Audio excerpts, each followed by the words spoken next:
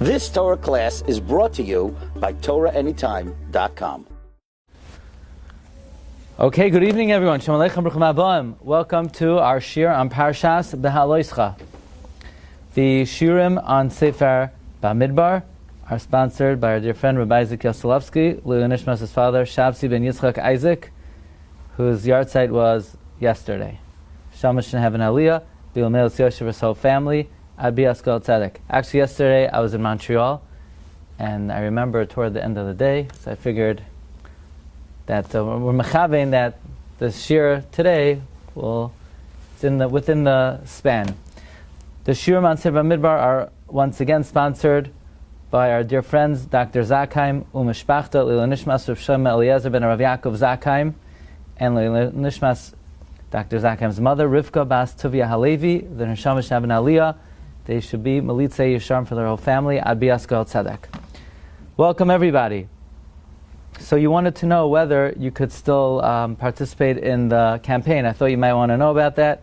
So the answer is yes.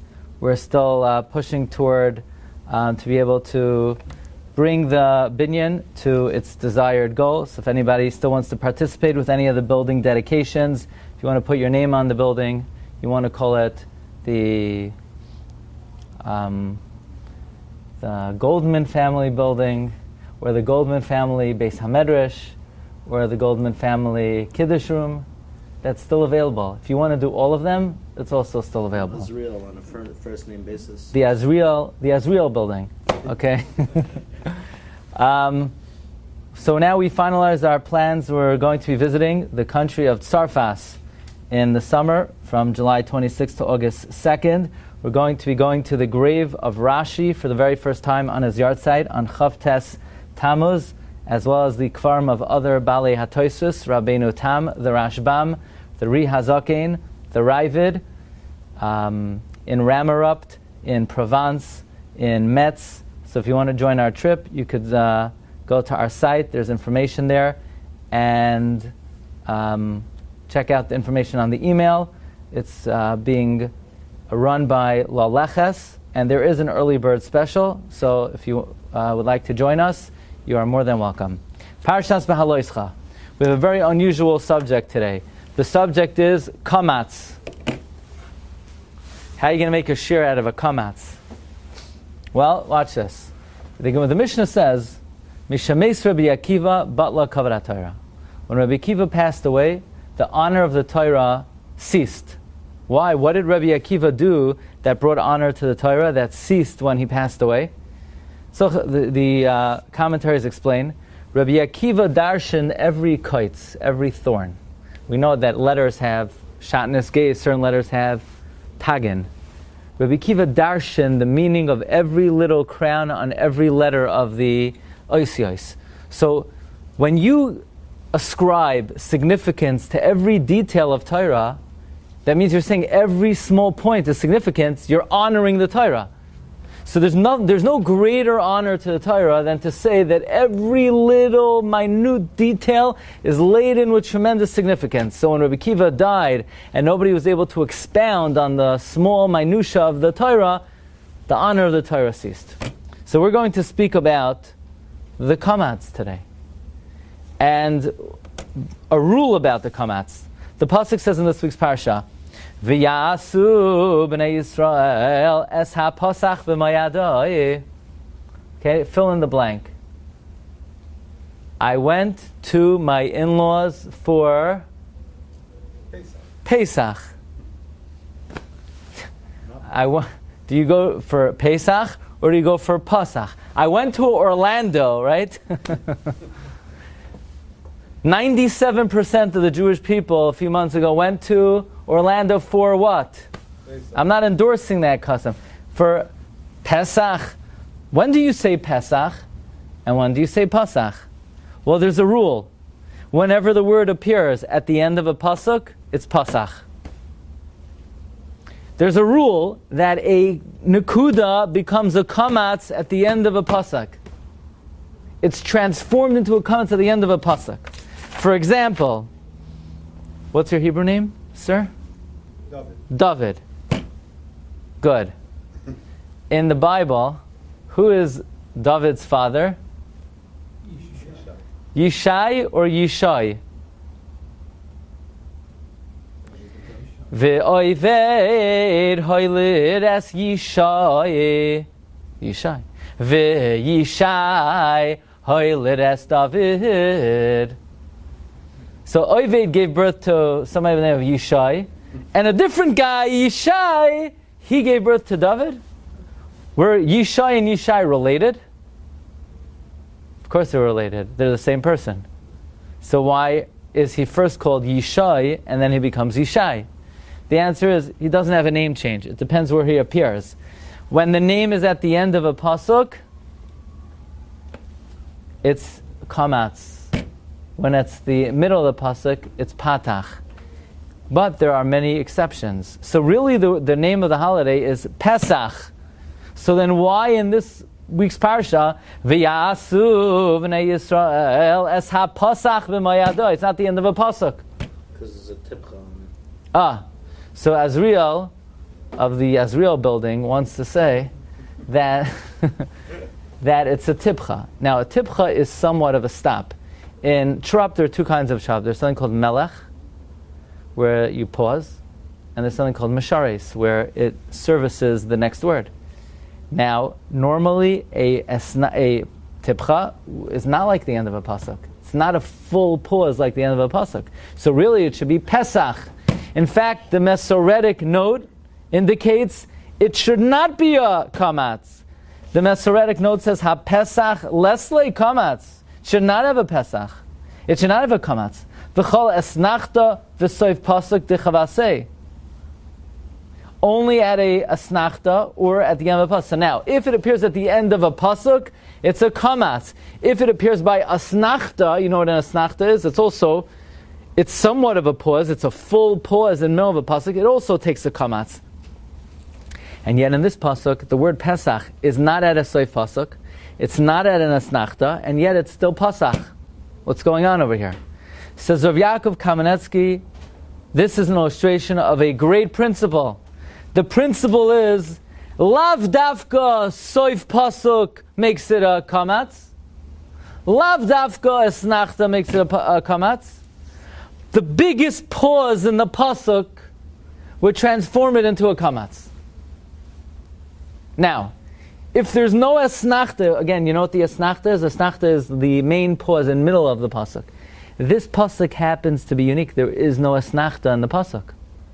So if there's no asnachta in the pasuk, the tipcha, which is the kama, is promoted to the status of asnachta, and therefore it's pasach and not pesach. You got that? So typically only the end of a pasuk or asnachta would transform a nakuda into a kamatz. But in this pasuk there is no asnachta, there's just a tipcha, and the tipcha is promoted, graduates to the level of an asnachta. And therefore it's V'yasu v'nei Yisrael es ha-pasach b'mayado. Now, you have to understand that tipcha is very important. My father would always say, many Balei Kriya have a disease, it's called esnachtaitis. What's esnachtaitis? V'yasu v'nei Yisrael es ha-pasach b'mayado. So they ran through a tipcha. According to the Mishnah Berurah, you have to stop him. You know, the Mishnah Berurah says, Bevadai machzir nosei. Now, lots of luck stopping the guy. You know, it's hard enough you're stopping people from doing other egregious activities during the services. But now you can stop a guy for running through a tipcha, but the Mishnah Berurah says that if you don't pause slightly by the tipcha, Bevadai machzir nosei. V'yasu v'nei Yisrael es ha-pasach b'mayadai. So, es ha-pasach b'mayadai. In fact, tipcha is so important.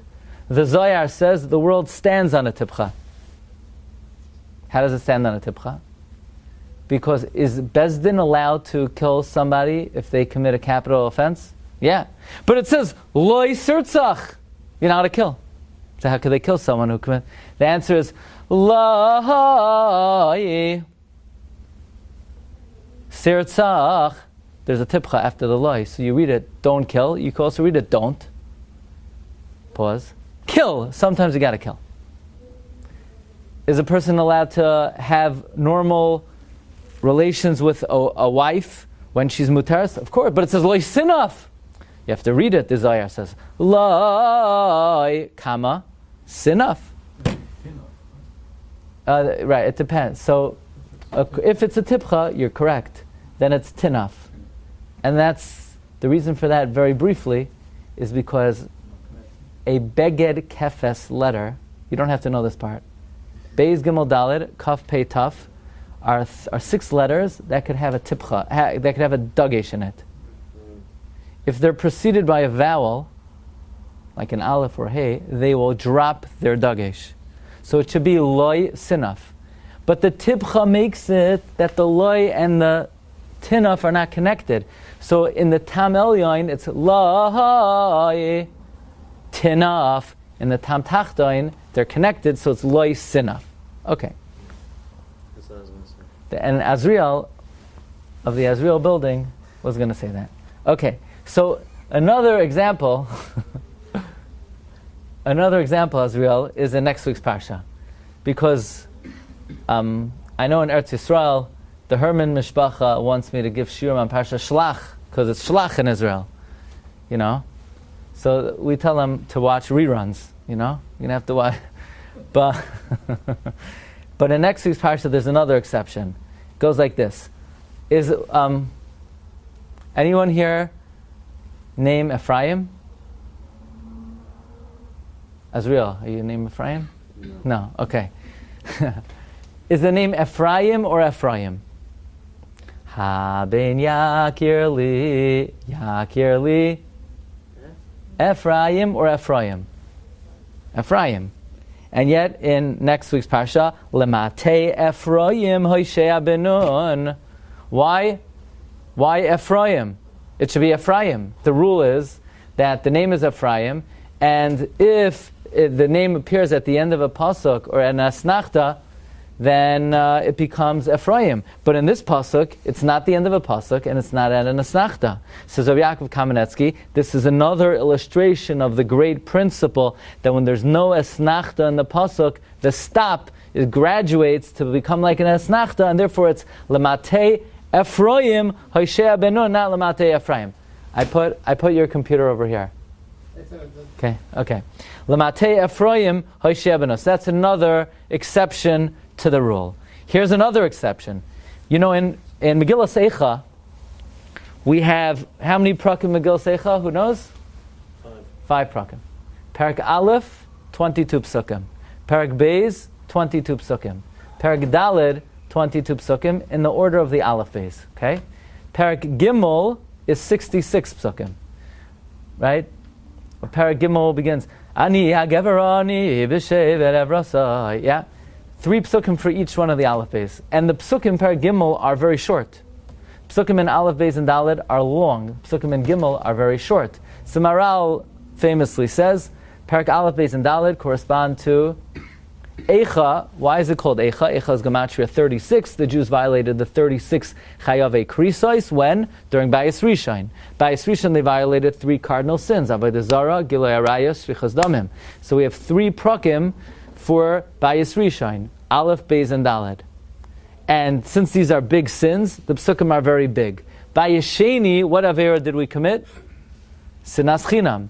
Sinas Chinam in and of itself is small, but compounded again and again and again, it's big. So therefore, Parak Gimel does not begin with the word Eicha, because they didn't violate the 36 Chayave Krisos during Bayis Sheni. Instead, they violated Sinas Chinam, and the psukim are very short. Since the psukim in Gimel are very short, there's almost never an asnachta in the middle of the pasuk. So if look at number 4, in Eicha, Gimel, Chavav, Toivi Achil Vidumam, it should be Vidumam. Why is it Vidumam? Because the Zakev Katan takes the place of an asnachta and it becomes a kamatz. Who here is named Mordechai? Nobody. Is the name Mordechai or Mordechai? It depends. Depends if you say it correctly or incorrectly. But Is it Mardechai or Mardechai? The answer is it depends if it appears at the end of a sentence, at an asnachta, or in middle. Okay? So whenever Mardechai is in the middle of a pasuk, it's Mardechai. Vayomer Mardechai lahashiv el Esther uMardechai lo yichra v'lo yishtachaveh. Every single time the name appears in the middle of a pasuk, it's Chai. Whenever it appears at the end of a pasuk, it's Chai. Whenever it appears at an asnachta, it's Chai. And my whole life I was bothered by Perek Daled Pasuk Yud Beis. Vayagidu leMardechai eis divrei Esther. Violates the rule. It troubled me. And I figured it must be, I didn't know the rule of Rabbi Yaakov Kamenetsky, I figured it must be when there's no asnachta, the Zakev Katan is promoted to be like an asnachta. And Rabbi Yaakov does not give this example, but this is a perfect example of this principle. Fine. Here are some other examples of the principle as they are. Simply, Vihi eile todais paretz hoilet es chatzrayin. Is his name Paretz or Paretz? His name is Paretz.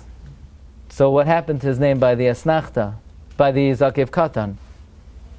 What happened over there? This is another raya to Rabbi Yaakov Kamenetsky's rule that when there's no asnachta, the Zakev Katan takes the place of asnachta.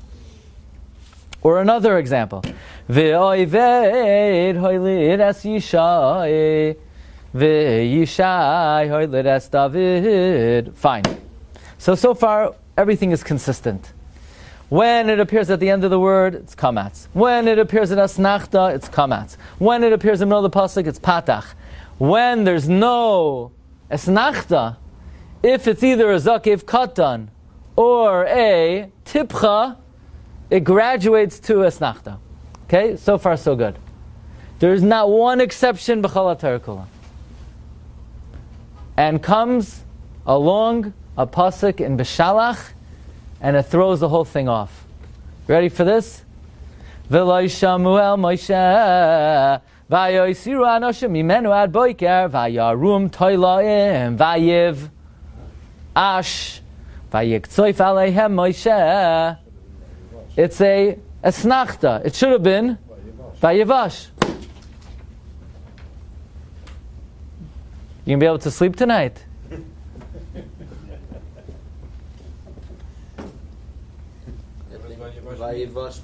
So let's translate. You might change the meaning of the word.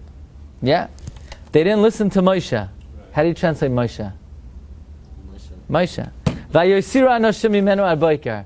The men left it over till the morning. Vayarum, the man. Vayarum toilaim, it developed worms. Vayivash, it became putrid. Vayiksoif aleya Moshe. And Moshe, like Vayivash hayar, right? It became son. And Moshe got angry. I told you not to leave it over. Why do you leave it over?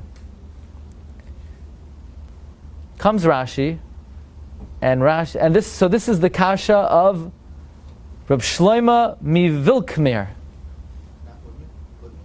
Reb Shlomo of Woodmere. Reb Shlomo of Vilkmir, a Talmud of the Gaon. Okay? A Talmud of the Gaon. And he says, you know who doesn't ask this question but answers it? Rashi. How? What the pasuk says, they left it over, it became wormy and putrid. I have a shaila. What comes first? When it becoming putrid or developing worms? Putrid. What comes first? Worms or putridity? Garbage, then worms. First putrid and then worms. Yeah, you agree? We'll take a vote. What comes first, putrid or worms? Putrid. So it should say, Vayivash, Vayoram Toiloim. It says Rashi, look later on. Vayanicho Moshe on Shabbos. V'loyivish, it didn't become putrid. V'rimaloi, there were worms. So there it's in the right order. In this pasuk, in the wrong order. Says Rashi, Hareza Mikra Hafuch. The pasuk's out of order. Shabbatchila hivish, first it becomes putrid. Ulavasoy fislia, then it becomes wormy. Kenyan shenever, like it says later. V'loyivish, v'rimaloi isabai. V'chein derech kol hamasin. That's how things putrefy. Says Reb Shlomo Vilkamir, you know why there's no kamatz?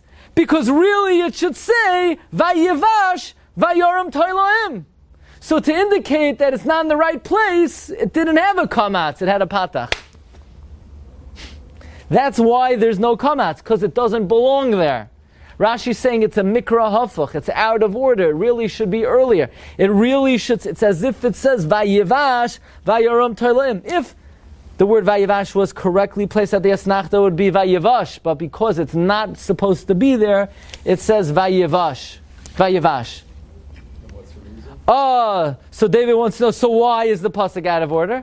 Says Reb Shlomo Vilkamir, the next words are Moshe got angry. What Moshe got angry about? That they didn't listen to him. How did Moshe know they didn't listen to him? God came to Moshe in a prophecy. Moshe, I want to tell you, there were 2 Rishaim who left over the mun and it got wormy. God gave Moshe nevuah. No, Moshe smelled it. Did Moshe smell it or he saw the worms? From outside the tent. Did he smell it or he saw the worms? He smelled it. So in order to juxtapose Vayivash to Vayiktzoi Falei Moshe, so it put it out of order so that we know that Moshe got angry because of the Vayivash. But in terms of the development of what happened, first it was Vayivash and then it was Vayom Tarlim, but because Moshe got angry because of the Vayivash, it puts it in that order. It's unbelievable. So you see every little detail of the pasuk is accounted for. Is there anything wrong if they leave over one? Yeah. Moshe said don't do it. He said don't do it? Yeah, you can't leave it over to Everything him. had to be consumed. Yeah, right. Because people wanted to leave it over, right? Why do people have a savings account? So you don't have to rely on God. You can rely on your, savings account. So people want to leave over Monday. Every day I have to hope that God's going to help me out. Next day, that's going to be fresh. Yeah, I mean, they couldn't handle that. They wanted to feel a certain security by having the mun in the pantry. So Moshe said, don't do it. Okay, so now we get to a major subject that I'm going to give you a watered-down version of, because I was away until recently. I just got back. And I'm happy that at least we got out. I would call this just getting a little taste of the subject. We come to a very interesting subject, namely, in the second bracha of Shemona Esrei. Ata gibar li'olam Hashem mechaye meisim ata rav lahoshia mashiv haruach u'moirid Gashem or Gashem? What do they say here? Whatever I think. Whatever you say. Okay. I said now, if I have your say, it's Geshem. That was Rabbi Elvin Shavuos here. Geshem or Gashem. Yeah? So I'm just going to give you in a nutshell. Okay? What should it depend on? Is it the end of a phrase or the middle of a clause? Really what it should depend on is what the trup is. Is there a trup on Shemona Esrei? Rav Yaakov Kamenetsky says yes. There's trup.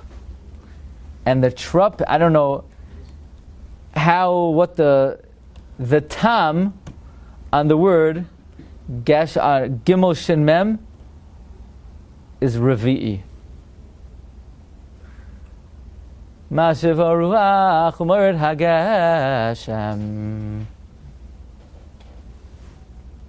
And therefore, Rabbi Yaakov says it's Geshem. Now, Rabbi Yaakov, his specialty was diktuk. And he says there is no room to say Gashem. Why do people mistakenly say Gashem? Because on Shmini Atzeres, who here is a Gabbai? So there are no Ephraims, there are no Mordechais, and there are no Gabaim. Okay. The Gabbai calls out Mashav Ruach Umoirid Ha Goshem. Why? Because that's the end of his clause. That's the end of his statement. That's his whole show. Some people, the only thing you ever hear from the whole year is the clap. Mashav Ruach Umoirid Ha Goshem. But no, the answer is it Yishai or Yishai? It depends where. So in Shemona Esrei it's Geshem, but in the Hachroza it's Goshem. Say Mashav Ruach Gashem, but don't say it. Say Geshem. Says Rabbi Yaakov, since that's the end of his sentence, that's how it's pronounced in that sentence. And furthermore, when you daven Geshem and you say the piyud, Sha'atahu Hashem Elokeinu, Mashiv Haruach U'moired HaGoshem. In the Machzor, that's the end of the piyut. So there it is, Goshem. And when the Chazan announces it, he gives a copy, it's Goshem. But when you say, it's Moired HaGeshem, says Rabbi Yaakov Kamenetsky, because the trup is Revi'i. Furthermore, says Rabbi Yaakov, is it Ata Gibar Li'olam Hashem? Ata Gibar Li'olam Hashem Mechayim Esim. Ata or Mechayim Esim? Ata. Mechayim Esim Ahata or Mechayim Esim Ata. Says Rabbi Yaakov, it depends if it's the rainy season or the summer. Why? During the rainy season, or if you don't say Moed Hatal, it's Milel. Mechayim Esim Ata Rav Lo Ishia Masharuch Moed HaGoshem. But if you don't say Moed Hatal, in the summer, it's Mechayim Esim Ata Rav Lo Ishia. Finished. And this really deserves a share unto itself. All you need to know now is Rav Moshe Feinstein vehemently disputes Rav Yaakov Kamenetsky, and I follow Rav Moshe, and he says it's Ata Gibar Li'olam Hashem Mechayim Esim Ata Rav Lo Ishia Mashav Ruach U'Moed HaGoshem. Why, says Rav Moshe?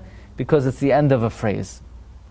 But the rule is only kamatz and asnachta. It's only asnachta say pasuk. No, the rule is the end of a phrase is always kamatz, regardless if it's in the Chumash or in the Siddur. Now, says Rav Moshe, where does it come from that when a word appears at the end of a clause, the end of a sentence, the end of a pasuk, by an asnachta, it's a kamatz? Says Rav Moshe, it's halacha l'Moshe misinai. Where? It's the Gemara Nadarim. The Gemara Nadarim says on Daf Lam Zayin Amavez, Amar Rabbi Yitzchak, Mikra Soifrim, Ve'itur Soifrim, the reading of the Soifer, the crowns of the Soifer, Kriyan, like Sivan, Ksivan, like Kriyan, Kriyan, Ksiv, Halach l'Moshe misinai. What does it mean, Mikra Soifrim? The Gemara says, Eretz. The Bach adds, Eretz, Oretz. This is Halach Moshe misinai. Says the Ran, when it's an asnachta, it's Oretz. When it's the middle of pasuk, it's Eretz. Where does that come from? Halacha l'Moshe misinai.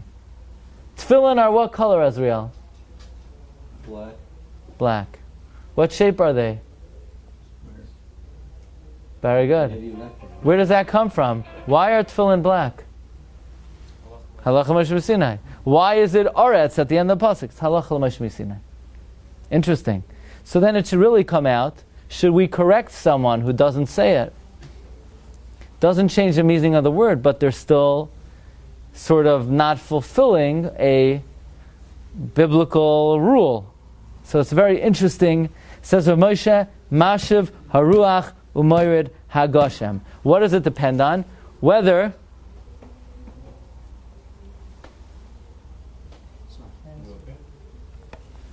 it's middle of a phrase or the end of a phrase. Now it's very interesting. In Parshas Lech Lecha, we find that Vayomer Hashem el Avram Lech Lecha me'artzecha umi meiladetecha umi beis avicha ela aretz asher areka. And Moshe and Avram Avinu goes out. Vayetzu laleches artza Kina'an vayavoyu artza kina'an. He went out to go to the land of Canaan, and he came to the land of Canaan. So, unknowingly, you might say he was going to Nebraska, and he ended up in California. He was going to Arza Canaan, and he ended up in Arza Canaan. So some Sofers bothered by this question. Yaakov Avinu, Avram Avinu went to one land, and he ended up going to a different land.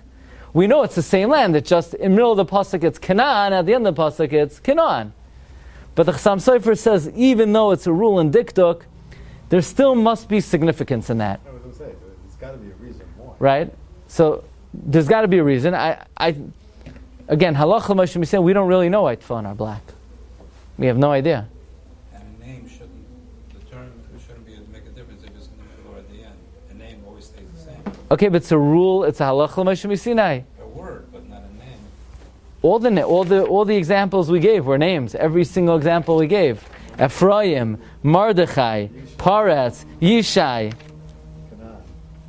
So some Sofer says like this. God told Abraham, go to Eretz Yisrael. I'll make you a great nation. What was Abraham Avinu going to do there? He's going to bring people back to the fold. He figured that when he would get there, he would find that the people were receptive to his message.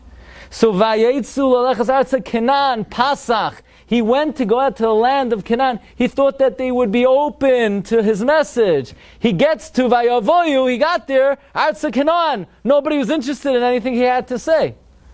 Pasach indicates openness. Komatz is the fist, is closed. Avraham Avinu thought the people would be open, would be receptive to his message. Turns out, not at all. They didn't want to hear anything he had to say. He was totally unsuccessful.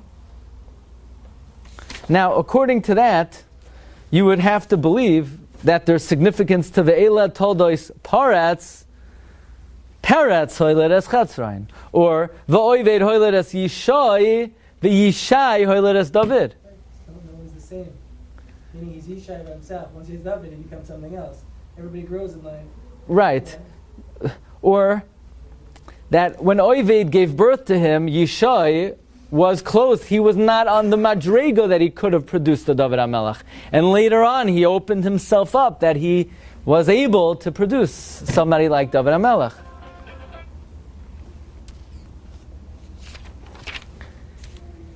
Reb Shamshin Rafal Hirsch said something very interesting. He said, fundamentally, in the order of Nekudas, the first Nekuda is Kamatz, followed by Patach. Why does Kamatz go before Patach? Says Reb Shamshin Rafal Hirsch, Komatz means closed. It refers to a closed mouth. Patach is an open mouth. That's also indicated, say Komatz. Kamatz. Kamatz. Could you keep your mouth closed at the end of the kamatz? Yeah, you could close your mouth. Patach. Could you keep your mouth closed at the patach? No, your mouth has to be open. So kamatz, your mouth could be closed. Patach, your mouth could be open. Stop right there before we get to his limud. I would say very simply, that's the reason why when you get to a soif pasuk or an asnachta, the pronunciation is katz. Why? Because you don't have to keep your mouth open. In fact, you're supposed to keep your mouth closed. You need to pause. So whenever there's a pause, the nekuda will lend itself to keeping the mouth closed, pausing. Whenever you're in the middle of the pasuk, you got to keep your mouth open. You got to flow. So it's going to be a patach. I think I wouldn't say that's a big sisoid or it's just practically. There's a lot of the rules of grammar are to help read, just Parsha to help you navigate the reading of the pasuk. So when you're in the middle of a pasuk, the nekuda patach indicates keep your mouth open, and kamatz indicates to close it. But Reb Shamshin Hirsch sees something deeper even than that, and that is, if kamatz is the first nekuda, it's to teach a person that the default position of the mouth should be kamatz, and only be patach if you need to. And that, of course, the Gemara says is indicated by the fact that all the limbs of the body are vertical. The heart is vertical, because the heart always has to work, and the liver is vertical, and the kidneys are vertical, and the lungs are vertical, because they always have to work. And everything is vertical. There's only one limb that its default position is shluf, the tongue. Why? The whole oral, right? The tongue. Because it's like a gun. Just because you're holding one doesn't mean you need to use it, right? You have it just in case. That's the purpose of the mouth. It's a weapon. You have it just in case. And even that's why it has a lot of safeguards, safety features. You have teeth, right? So when the tongue wants to come out, if you need to, you bite it. You have lips, and that's the Gemara says the limud of the mouth. And of course we know that how many teeth do we have on the top? 36. Oh, you're a shark or something? What? 16, 18, and 17. 16 on the top, 16 on the bottom. 32. Good guess. Go back to dental school. The says the Shla HaKadosh. 2 psukim in Shir HaShiurim talk about the teeth of Klal Yisrael. Shinayich ke'eder ha'ketzuvos, or shinayich ke'eder ha'rachelim. We have 2 sets of teeth, 16 on the top, 16 on the bottom, to indicate that what's the mouth given for? Torah and Tefillah. How much? 16 Torah. We have 3 Aliyos Monday, 3 on Thursday, 7 on Shabbos, and 3 Shabbos by Mincha. Add it up. 3, 16. Very good, Azriel. 16 Aliyos a week. That's Torah. Tefillah. Right. Mafter ino min aminyan. But what about how much tefillah do we have a week? We have. The answer is we're talking about karbanos. So you have the Tamid Shel Shachar and the Tamid Shel Ben Arbayim is 14, right? Plus the 2 Musafim on Shabbos is 16. This indicates God gave us a mouth for Torah and for Tefillah. And this is the Shiur on the Nekuda of Komatz. Stay tuned for future Shiurim on other very important other What's the 2 Musafim on Shabbos? 2 karbanos and musaf. So when you want? You bring 2 animals. Without 1 Musaf. But you say both behemos with 1 musaf. Yeah. Okay, Rabbi Sai, have a wonderful day, not wonderful evening. Bracha v'atzlacha. Kol tov.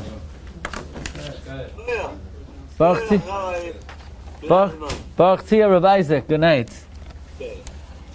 You've just experienced another Torah class brought to you by TorahAnytime.com.